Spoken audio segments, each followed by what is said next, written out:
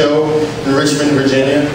On May 25th, 2013, a handful of individuals from more than 40 countries across the globe got together to protest an unjust system and an immoral industry, Monsanto.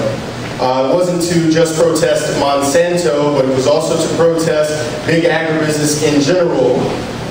The industries that are unlawfully putting chemicals and genetically modified organisms into our foods without our consent.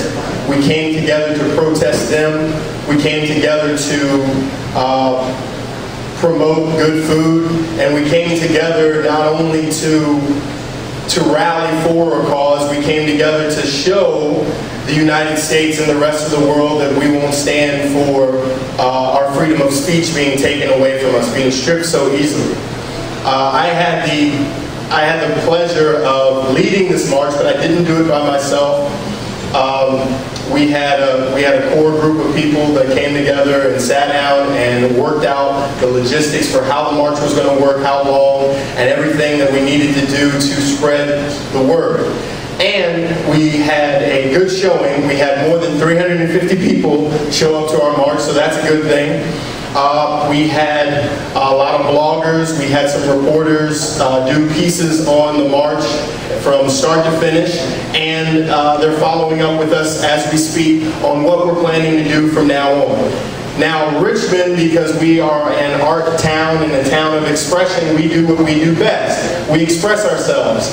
As you'll see walking around the studio, you'll see photos, you'll see posters, you'll see images that express our concern for genetically modified organisms in our food and what we want to do for it. We want to kick GMOs out of our food. We want to kick Monsanto out of deciding what is good for us, and we want to express ourselves any way possible so that people can hear us. I like, my girlfriend just pointed out the quote on the wall up there, "It's free to speak, but expensive to be heard." Okay? The way that we are going to be heard throughout all of this is to band together and become united under one voice, telling major agribusiness and the government that we won't stand for their unjust and immoral actions against us as a people. The main thing that we want to show here in force is that we have freedom of speech. We have a right to express ourselves, and we have a right to tell our government and our industries what should go into our food and what shouldn't go into our food. Whether you feel that genetically modified organisms are the right way to go for our future, to make our food more secure and to feed the hungry, that's subjective. That's not what's at stake here. What's at stake here is that we no longer have a say in what one of our most basic necessities, the most basic necessity, is food and water, and we don't have a say in how that's being managed and run, and we need to put a stop to it. So I would like to, I'm going to be very brief. I don't want to talk a whole bunch, but I do want to say that this is a continuation of something greater. It's not a one-time event that should be remembered and then forgotten. This is a catalyst for something greater, as I said in the speech at the March Against Monsanto. And in order for us to continue the good work and make our food more secure is to work on projects such as seed sharing, seed saving, urban agriculture, CSAs, community supported agriculture for all those that don't know. Any way that we can make sure that our food is local, we know who's growing our food, how it's being grown, and that it's done ethically and in a sound manner. This is our fight. I don't care who you are, if you're for organic, if you're for scientific breakthroughs, our food is a universal aspect that connects all of us together, and it should be treated with respect. So in doing that, I want to say that we have some information out at the front. I'm a representative. I'm the community engagement coordinator and director of a nonprofit nonprofit called Renew Richmond. It's a nonprofit dedicated to empowering individuals from all walks of life to cultivate healthier lifestyles through the growth and production of food. Basically, by saying that, I'm saying that we grow food for people that have limited access to good, nutritious, and healthy food. So we have some flyers out there, some pamphlets talking about our organization, but also talking about genetically modified organisms, the foods that are more susceptible, that are exposed to the chemical sprays than others, say 15 and so on, and the dirty foods that you probably need to stay away from. But I'm not the only organization out there. We're not the only organization out there. There are several organizations in Richmond that are fighting for our food. So if it's our organization, if it's your own community-supported agricultural unit that you put together, whatever it is, you need to fight for your food. Even if the revolution starts in your backyard, that is enough to show that you won't be dependent on what big agribusiness is providing for us, which is really poison, which is crap. What FDA and big agriculture deems worthy as or acceptable as food is not food. And we shouldn't have to put up with it. The dyes and the chemicals and everything else that we're ingesting every day is directly linked to cancer and a gamut of health disparities. And we need to put our foot down and say that we won't stand for this. And by coming here today, you show your support for doing just that. We're going to be doing a sign-in sheet as well for anybody that's interested in continuing the conversation with us. I put together, or with the help of our guiding group, another group to talk about what's next for March on Monsanto. We're working with the name right now. It's RVA Against the Agenda, or RVA versus the Agenda. We're still toying with that. But it's not just Monsanto that we're going after. It's big agribusiness. It's every organization and industry that practices immoral or perpetrates immoral practices in their everyday business that we want to go after and make sure that they know that this can't happen on our watch. Fluoridization of water, chemtrails, the nuclear power plants that are popping up right in our backyard after the wake of what happened in Japan. These are serious issues that we need to confront head on. We can no longer be complacent. That is our biggest adversary, not big business, not agribusiness, not the government, but our complacency to say that this can go on without any recourse or any action by the citizens of this world. We can do something about it. So make sure that you stand up for something, that you put your name down, that you continue the fight in whatever advocacy group that you're interested in. But definitely, as you can see around here, that we stood up strong in Richmond, and we're asking you to continue to stand with us in this fight.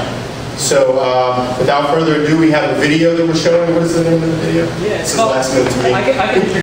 Relations campaigns meant to dissuade you from, the simple fact of the matter. But anyways, to get back to the show here, we're going to have a closing as well at the end of the month. So on the 29th, if you guys want to come back and join us, we're going to be showing a video called Genetic Roulette, which Theodora is going to be presenting. And we'll have an open bar. So I think that's happening at 6 o'clock on the 29th? 7 o'clock. 7 o'clock on the 29th? Cash bar, not an open bar. Cash bar. My mistake, my bad. And the artists who have their beautiful work out here, that would be the time. Primarily Kate's projects. I hung around in West Virginia a lot and tried to help as much as I could with recording sound. But I just wanted to address some of the things that maybe not quite as obvious from the outside, including anytime we've ever told anybody about this project or the circumstances in this area, they always say, why don't you just contact the EPA and the DEP and let them take care of everything? And the irony of that to us is that from being there, we know that people have done that for 20 years, for 30 years. And anytime somebody in those organizations takes any, or those agencies takes any interest in their case, they lose their job. And of course, nothing is really done about it. Something that's also not so obvious is that Monsanto, as a way of dealing with these sort of situations, they basically will take the property and they'll sell it to another company. The other company is called Solutia, and it's also a Monsanto subsidiary. So what they do is they take this land that they know is filled with all this awful stuff like, dioxin, and that it can't ever really be developed. Right now they're actually remediating the land as best they can. But they basically sell it to Solutia. Solutia gets hit, and then they declare bankruptcy, and then they reform like a year or two later. And they've done it over and over again, and this is just their way of mitigating their damages. So there are a lot of interesting and not quite obvious complexities about these scenarios.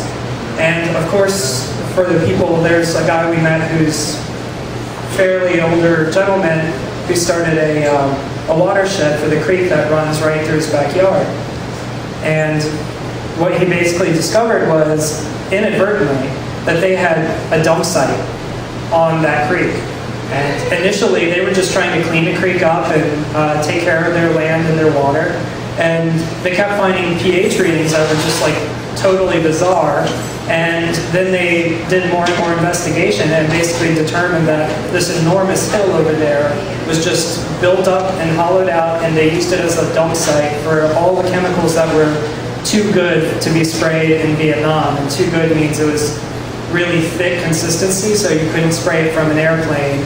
It's also much more poisonous than the stuff they were spraying in Vietnam. So they dumped it wherever they could.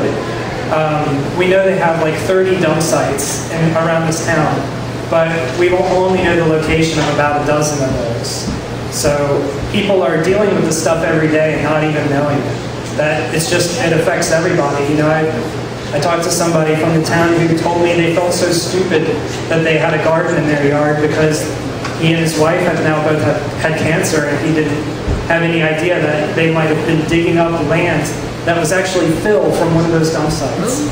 So it shows you that they basically have absolutely no sense of moral responsibility or sense of ethics, and they'll do whatever they can to make money, including selling pesticides to the U.S. government to use as poisons in other countries once farmers refuse to buy them. So it's a big thing to be up against, and I can't really predict how it'll all go, but I just hope that they'll lose some steam. It seems like Europe is really cooling down on buying a lot of their products, and I just hope we can continue that trend.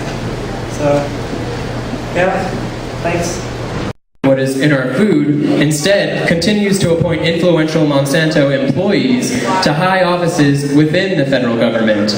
This further normalizes both hypocrisy in government to the perception of the general public and grants this company the power to make their own rules, essentially putting them above the law. The Monsanto Protection Act, which is what it should be called in our open and honest world, actually does just that. What kind of liberty and justice is that? To be fair, it is not liberty or justice. It is a manifestation of complete tyranny and a grand betrayal not only of our capacity, but of our right to live in a just and balanced world. It is completely within our technological, physical, mental, and spiritual capacities as ever-advancing sentient beings to use universal ethics as the basis for all organized systems of order and business. It is imperative that we adopt this philosophy when it comes to our collective impact on the planet and on each other. We have a right to know the whole truth, know what is in our food, have readily available and responsibly publicized independent studies prove when monopolistic companies are using dangerous and poisonous methods in their profit-driven toxic chemical system of food production that potentially threatens to throw off the balance of all life in this beautiful and sensitive biosphere. We have a right to be free of influential scripted medias that manipulate the public to perceive otherwise. We demand an end to unethical and environmentally dangerous business practices. We demand that the whole truth be told. There is no place for so much secrecy and systematic distortion and subsequent compartmentalization, division, and marginalization compartmentalization of people unless governing bodies do not actually represent what is in the best interest of populations, but seek to maintain destructive influence and control of perception anyways. A species that does not live in equilibrium with an ecosystem cannot survive. We need to live in harmony and live up to our full potential as humans. Those who do not remember the mistakes of the past are destined to repeat them. If you control the flow of information, you control perception. If governments have nothing to hide, it is they that need to become transparent, not us as individuals.